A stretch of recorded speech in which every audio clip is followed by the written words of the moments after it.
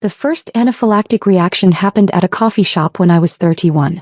One moment I was drinking a latte, the next my throat was closing, hives erupting across my skin, my blood pressure dropping so fast I collapsed. The paramedics hit me with epinephrine twice before I could breathe again. Idiopathic anaphylaxis, the allergist said after weeks of testing. Your immune system is attacking you randomly. We can't identify a specific trigger. Over 6 months I had 12 more episodes. At work, at home, in my car. Each time requiring emergency epinephrine, each time nearly killing me. I was a research scientist at the National Institute of Health, working in infectious disease epidemiology. The random attacks made it impossible to work in the lab. Dr. Alan Chin, an immunologist at Johns Hopkins, took my case. After extensive genetic testing and immune panels, he found it. Hereditary alpha-tryptosemia syndrome, HATS, he said, showing me the genetic results. It's a rare genetic condition causing elevated mast cells. Your body is producing too much tryptase, triggering severe allergic reactions to seemingly random stimuli. Without aggressive treatment and environmental controls, you're at constant risk of fatal anaphylaxis.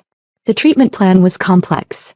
Daily medications carrying multiple EpiPens, environmental modifications to my home and workplace, and quarterly infusions of a newly approved biologic drug. The out-of-pocket costs were $65,000 annually. This is serious, Olivia, Dr. Chin said. HATS patients have died from reactions triggered by stress, temperature changes, even strong emotions. You need family support and understanding. I called my sister that evening. Bethany was 34, a corporate event planner who specialized in high-end weddings and galas. She was planning our parents' 40th anniversary party. A massive celebration scheduled for October with 200 guests. A genetic condition? Bethany's tone was skeptical. Olivia, this sounds like you're making your allergies into something bigger than they are. It's not allergies. It's a genetic disorder affecting my mast cells. I've had 12 anaphylactic reactions in 6 months. 12? That seems excessive. Are you sure you're not just having anxiety attacks? You've always been a worrier. I carry 4 EpiPens now. Dr. Chin says any reaction could be fatal. Dr. Chin is probably being dramatic. Look, I need to talk to you about Mom and Dad's party. I've booked the Riverside Country Club, hired a caterer, ordered flowers. The budget is already at $70,000. I need you there looking healthy and happy, not making everything about your medical issues. My hands were shaking, which I knew could trigger a reaction. Bethany, I might not be able to attend large gatherings. The stress alone could. Olivia, this is our parents' 40th anniversary. You're going to skip it because of some allergy drama? Do you know how that makes me look? I've told everyone my sister works at NIH that you're this brilliant scientist. Now you're going to embarrass me by not showing up. I'm not trying to embarrass you. I'm trying to stay alive. You're being melodramatic. Take an antihistamine and you'll be fine. I'll expect you there in October. Wear something nice. I'm thinking emerald green for the family photos. She hung up before I could respond. My parents' reaction was worse. Dad was a retired accountant, Mom a former elementary school principal. Neither had medical background, but they trusted Bethany completely. Bethany says you're making a fuss about allergies, Mom said when I called to explain my diagnosis. She's very stressed about this party, Olivia. Can you please just cooperate? Mom, I have a genetic condition. It's documented. Dr. Chin has published papers on HATS. This isn't something I'm making up. Well, Bethany knows you better than any doctor. She says you've always been prone to exaggeration. Remember when you thought you had mono in college and it was just a cold? This is different. I've had genetic testing. Genetic testing can be wrong. Bethany says you just need to manage your stress better. Maybe try yoga. I started documenting everything. Every dismissive comment from Bethany, every text minimizing my condition, every email from my parents siding with her over my medical diagnosis. I also documented my condition meticulously, every reaction, every ER visit, every treatment protocol. What my family didn't know was that my research at NIH had shifted. After my diagnosis, I'd become one of the world's leading researchers on HATS. I was collaborating with Dr. Chin and a team at CDC on a comprehensive study of hereditary mast cell disorders. We were documenting cases, analyzing genetic patterns, developing treatment protocols. Our research was groundbreaking, the largest HATS study ever conducted.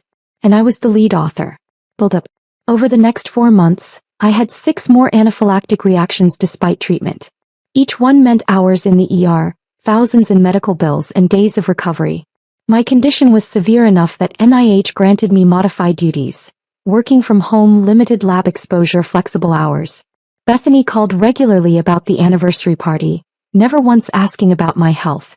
I need your final confirmation for October 15th. The caterer needs a head count. Bethany, I don't think I can attend. Large crowds are a trigger. The stress of a 200-person event could what? Give you a minor allergic reaction? Take a Benadryl before you come. Olivia, I've spent $70,000 on this party. Mom and Dad are expecting their daughters there. You're not going to ruin this for everyone. I'm not trying to ruin anything. I have a serious medical condition. You have some allergy issues that you're blowing out of proportion. My friend's daughter has peanut allergies and she manages fine. You're just being difficult because you want attention. Bethany, I've been hospitalized 18 times in 8 months. Maybe you should find a better doctor. One who doesn't encourage your hypochondria. Honestly, working at NIH has made you think every little symptom is some rare disease. I tried to explain the genetic testing, the published research on HATs, the severity of mast cell disorders. She cut me off every time. I don't need a medical lecture. I need you at this party looking healthy and normal. Can you do that, or are you going to make everything about you as usual? My research paper with Dr. Chin and the CDC team was undergoing final review at the Journal of Allergy and Clinical Immunology, one of the most prestigious publications in the field. We documented over 200 HATS patients, identified genetic markers and established treatment protocols. The paper was scheduled to publish in mid-October. The week before the anniversary party, I had my worst reaction yet. Triggered by nothing identifiable, my throat closed while I was working at home. I barely got the EpiPen injected before losing consciousness. My neighbor found me and called 911. I spent 3 days in ICU. Bethany visited once for 20 minutes. The party is in 5 days, Olivia. The doctors say you'll be discharged tomorrow. You can rest for a few days and still make it. I almost died. But you didn't. You got your EpiPen, the doctors stabilized you, and now you're fine. This is exactly what I mean about dramatics. You had an allergic reaction and went to the hospital. That's normal for people with allergies. Normal for people with allergies don't spend 3 days in ICU. Because you probably panicked and made it worse. Look, I need you there. I've told everyone you're coming. If you skip out now, people will think there's family drama. Just take extra medication and you'll be fine. After she left, I checked my email. The journal had sent final confirmation. Our paper would publish on October 15th, the same day as the anniversary party. The publication included my bio. Dr. Olivia Martinez, lead researcher at the National Institute of Health, specializing in rare immunological disorders. Dr. Martinez was diagnosed with HATS in 2024 and has since become a leading expert in hereditary mast cell disorders. I replied to the journal with one request. Please send publication notifications to my listed emergency contacts, which included my parents and sister. The morning of October 15th, I was discharged from the hospital with strict orders for bed rest. I was not going to the anniversary party. I texted Bethany, I'm sorry but I can't attend. I was just discharged from ICU and my doctor has ordered complete rest. Her response was immediate, you're unbelievable. You're ruining mom and dad's party because you're jealous of the attention they're getting. This is so typical of you. I didn't respond. I went home, took my medications and tried to rest. Revelation. The anniversary party started at 2 o'clock. By 3 my phone was exploding with messages. What I didn't know was that the journal publication had gone live at noon. The automated notification system had sent alerts to all listed emergency contacts, including detailed information about the research and my role as lead author. What I also didn't know was that Dr. Sarah Williams, the CDC director, had been invited to the anniversary party. She was my father's former colleague's daughter. They'd stayed friends over the years. Dad had invited her as a courtesy, knowing she worked in public health. Dr. Williams had received the journal publication that morning. She'd read it immediately, recognizing the significance of the research. Bethany was giving a toast when Dr. Williams stood up. Excuse me, I'm sorry to interrupt, Dr. Williams said, but I need to address something that was just brought to my attention. Bethany looked annoyed. We're in the middle of toasts. This will only take a moment. Dr. Williams pulled out her phone. I received a notification this morning about a groundbreaking publication in the Journal of Allergy and Clinical Immunology. The lead author is Dr. Olivia Martinez, your daughter. My parents looked confused. Olivia works at NIH, but she's not a doctor, Dad said. She has a PhD in epidemiology and immunology, Dr. Williams corrected. And she's just published the most comprehensive study on hereditary alpha tryptophanemia syndrome ever conducted. 200 patients, genetic analysis, treatment protocols. This paper will change how we diagnose and treat rare mast cell disorders. The room went quiet. I don't understand, Mom said. Olivia has allergies. She's not researching anything. Dr. Williams's expression hardened. Olivia doesn't have allergies. She has HATS, a potentially fatal genetic condition. According to this paper, she's had 23 documented anaphylactic reactions in 8 months. She's been hospitalized multiple times. And she's the leading researcher in the world on this condition because she's living with it. Bethany's face went pale. That can't be right. Olivia has been exaggerating some minor allergy issues. Minor. Dr. Williams pulled up something on her phone. I'm looking at the case studies in this paper. Patient 1A is your sister. She's had multiple near-fatal reactions. The paper documents her ICU admission from last week, the one she nearly died from. She was in the hospital for 3 days, Bethany said defensively. She's fine now. She's alive now. There's a difference. Dr. Williams turned to address the room. Hereditary alpha tryptophanemia syndrome has a mortality rate of 12% within 5 years of diagnosis without proper treatment. It's not allergies. It's a genetic disorder that causes random, severe anaphylactic reactions that can be triggered by stress, temperature changes, or nothing at all. My parents looked at each other, then at Bethany. Where is Olivia? Dad asked quietly. She refused to come, Bethany said. She said she was too sick, but I think she just wanted to make this about her. She was discharged from ICU this morning, Dr. Williams interrupted. According to the journal's contributor notes, she completed final edits on this paper from her hospital bed. She's literally been conducting groundbreaking medical research while experiencing the condition she's researching. Dr. Williams looked at Bethany. You told people she was exaggerating minor allergies? She never explained it was this serious. According to the acknowledgments section of her paper, she thanks her research team and medical providers for their support, in the absence of family understanding. That's a pretty clear statement. One of the guests, a doctor, stood up. I just pulled up the paper. This is incredible work. Dr. Martinez has identified genetic markers that could help diagnose HATS earlier. This will save lives. Another guest checked her phone. The CDC just tweeted about this publication. They're calling it a landmark study in rare disease research. Bethany sat down heavily. Mom started crying. Dad pulled out his phone and called me. I didn't answer. Dr. Williams wasn't finished. I need to say something else. I'm the CDC director. I oversee public health research and funding. This study is exactly the kind of work we prioritize. Rare disease research conducted by scientists with lived experience. Dr. Martinez will likely be invited to present this research at national conferences. She may receive federal grants to continue this work. She looked directly at my parents.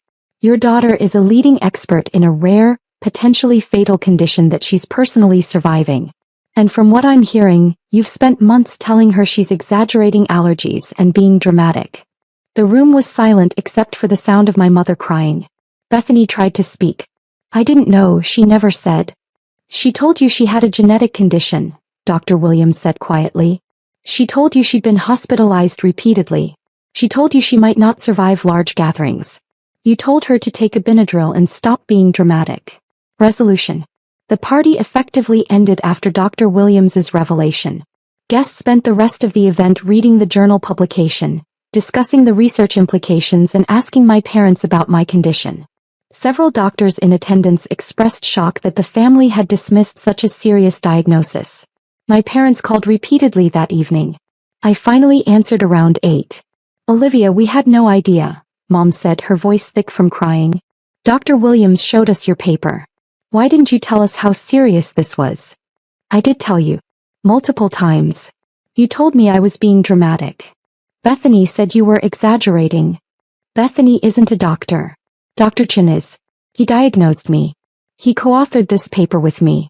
You chose to believe Bethany over documented medical evidence. We're so sorry. Can we come see you? No. I'm on bed rest. Doctor's orders. Dad got on the phone. Olivia, Dr. Williams says you're doing groundbreaking research. We had no idea you were so accomplished. I've worked at NIH for 6 years. You've never asked about my research. We thought you just worked in a lab. I do work in a lab. I'm a lead researcher in infectious disease and now in immunology. This paper has 200 patients because I spent 8 months building a research cohort while experiencing the condition myself. I was working while you told me I was making up symptoms. Bethany sent a long text that night. I'm so sorry. I had no idea it was this serious. I thought you were just having anxiety about the party. Can we talk? I didn't respond. The journal publication went viral in medical communities. Within a week, I received interview requests from medical news outlets, invitations to present at 3 conferences, and preliminary interest from the NIH Director's Office about expanded research funding. Dr. Williams called personally. Olivia, the CDC wants to fund a follow-up study. We're looking at a 5-year multi-million-dollar grant to establish the first national HATS registry. We'd like you to lead it. I'd be honored. I'm sorry about what happened at your parents' party. I didn't plan to make a scene, but when I realized everyone thought you were faking a condition you're literally the world's expert on, I couldn't stay silent. Thank you for speaking up. 2 months later, Bethany sent another message. Mom and Dad want to have a family dinner to celebrate your publication. They've been telling everyone about your research. Can you come? I replied, I'm focusing on my health and my research right now. Maybe another time. The truth was simpler. They'd spent 8 months dismissing my life-threatening condition as allergy drama, while I was conducting groundbreaking research on that exact condition. They told me to take Benadryl while I was building the largest HATS patient registry in medical history. They'd accused me of seeking attention while I was literally dying and simultaneously saving lives through my research. Dr. Williams hadn't destroyed my family relationships. She'd simply shared publicly available medical research at a party where people were discussing why I wasn't there. My family had spent months prioritizing party planning over my survival, calling me dramatic while I was documenting case studies in ICU, dismissing my expertise while I was publishing landmark research. The journal publication didn't lie. The genetic testing didn't exaggerate. The 23 documented anaphylactic reactions were real, life-threatening, and exactly what my research was designed to help other patients survive. I'm 32 now, managing my HATS with the protocols my own research helped establish. Leading a CDC-funded national study. Presenting at medical conferences. Building a life where my expertise is respected and my condition is taken seriously. My family wanted to celebrate my success now that it was publicly validated. But they'd had 8 months to believe me, support me, trust my medical knowledge. They'd chosen to believe I was dramatic instead. The research spoke for itself. And unlike my sister's party planning, peer-reviewed medical science doesn't care about family opinions.